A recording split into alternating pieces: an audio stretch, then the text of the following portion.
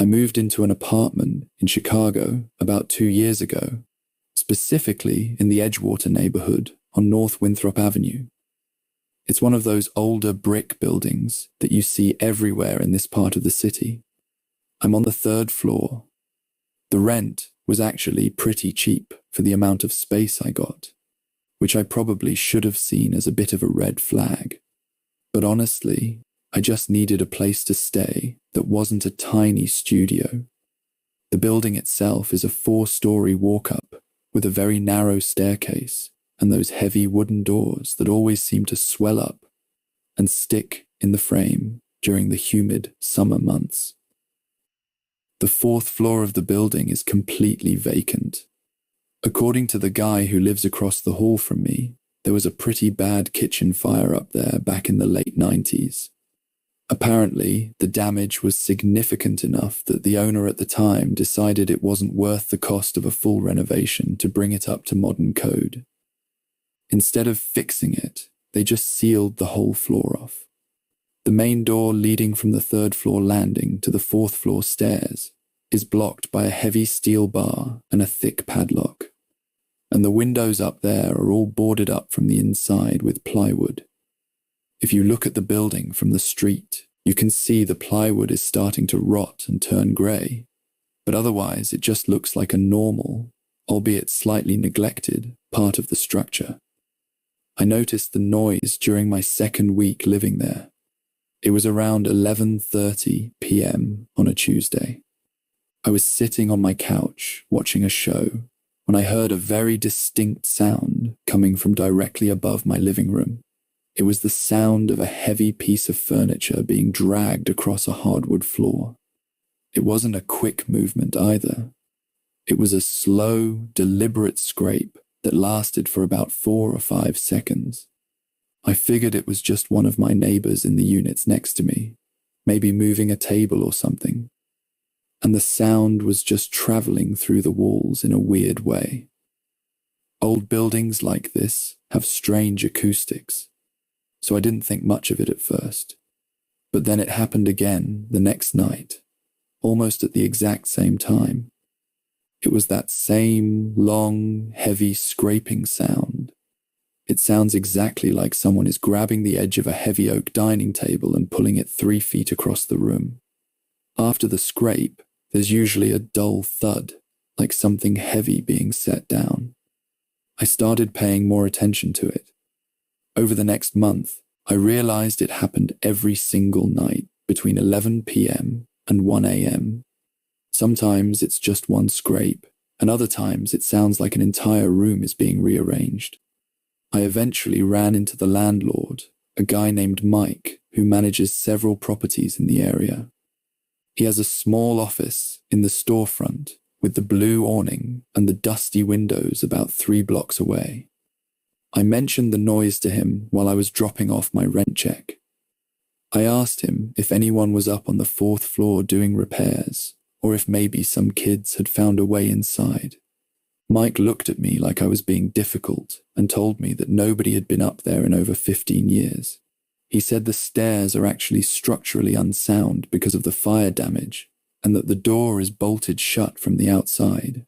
He told me it was probably just the building settling, or the old steam pipes banging around. I wanted to believe him, because that makes the most sense. Chicago gets really cold in the winter, and the temperature fluctuations make the wood and metal in these old buildings expand and contract constantly. But the sound is so specific. Pipes don't sound like a chair being pulled out from a table.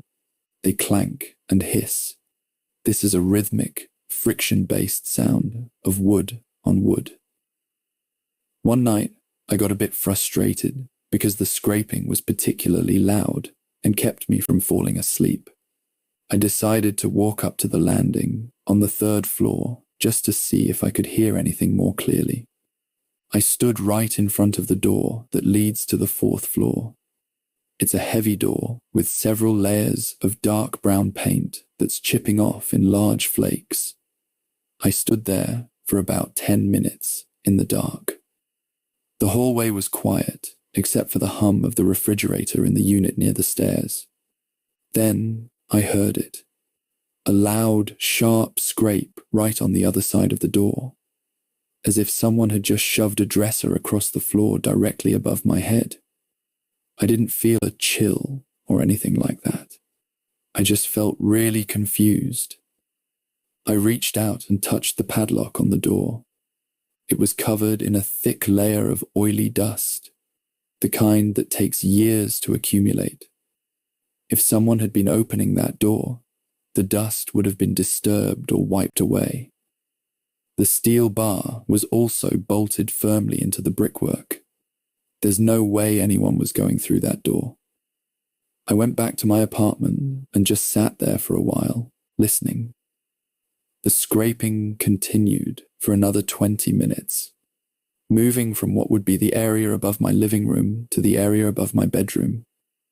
I started talking to some of the other people who live in the building. There's an older woman who lives in the unit with the screen door that has a small hole in the corner. She's been there for almost 10 years. I asked her if she ever hears anything from the 4th floor. She just shrugged and said that the building is old and makes a lot of noise. She didn't seem bothered by it at all. She mentioned that the previous tenant in my unit moved out after only 3 months, but she claimed she didn't know why. She just said they didn't like the vibe, which is a pretty vague thing to say. I tried to find a logical explanation for it. I thought maybe it was squirrels or raccoons. We have a lot of them in this part of Chicago, and they can get into the walls of these old buildings. But a raccoon, even a big one, isn't heavy enough to make a sound like a dining table being dragged. And the sound is too consistent, too heavy. I also thought about the wind. Sometimes if a window is broken or left open, the wind can create a vacuum effect that might move light objects. But the 4th floor windows are all boarded up with thick plywood. Last week, I was coming home from the grocery store with the red sign near the train station.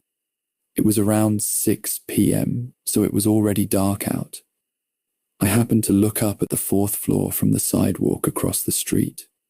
Most of the windows are completely dark, but in the window that sits directly above my bedroom, I saw a faint flicker. It wasn't a light, exactly. It looked more like the reflection of something moving behind the plywood. It was just a brief flash of something pale passing by one of the gaps where the wood doesn't quite meet the brick frame. I stood there for a few minutes, but I didn't see it again. I've started recording the sounds on my phone. I have about a dozen clips now. When I play them back, they sound exactly like what I think they are. Furniture moving. You can hear the initial thud as the weight shifts, the long creak of the wood sliding, and then the final clack when it stops. I showed the recordings to a friend of mine who works in construction. He listened to them and said it definitely sounds like floorboards being stressed by weight, but he couldn't explain why it would happen every night in a vacant floor. He suggested that maybe the floor joists are failing and the floor itself is sagging and shifting, which creates a dragging sound as the boards rub against each other. That seems like the most plausible explanation, but it doesn't explain why it only happens at night. If it was a structural issue, you'd think it would happen during the day too, especially when people are moving around on the lower floors and causing vibrations. But during the day, the 4th floor is completely silent. I've even gone up there at noon on a Saturday and pressed my ear to the door. Nothing. It's only once the sun goes down and the building settles into the night that the furniture starts moving. I'm still living here because, honestly, the rent is just too good to give up. And I don't have the money for a security deposit on a new place right now. I've kind of just gotten used to it. I put on a white noise machine or wear headphones when I'm trying to sleep. It's more of an annoyance than anything else.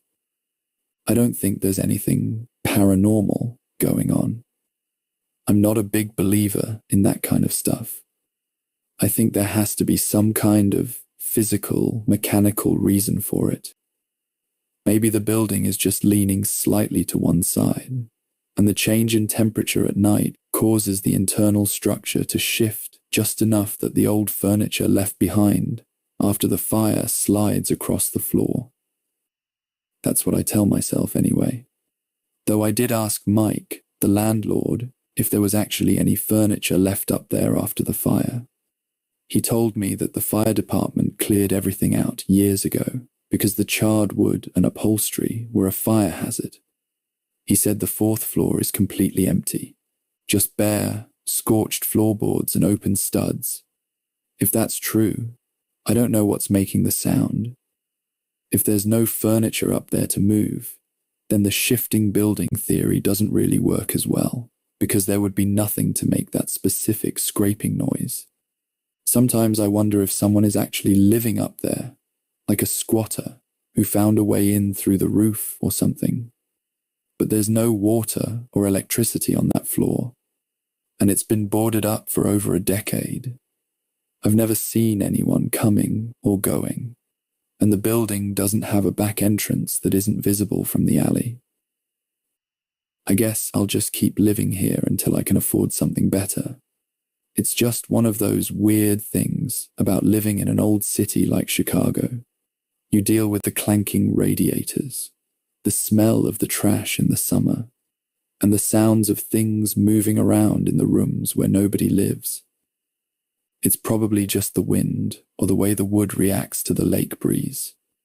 At least that's what I'm going to keep telling myself so I can get some sleep. Honestly, as long as whatever is up there stays up there and doesn't start making noise in my actual apartment, I can deal with it. I just wish I knew for sure what it was so I could stop thinking about it every time I hear that first scrape of the night.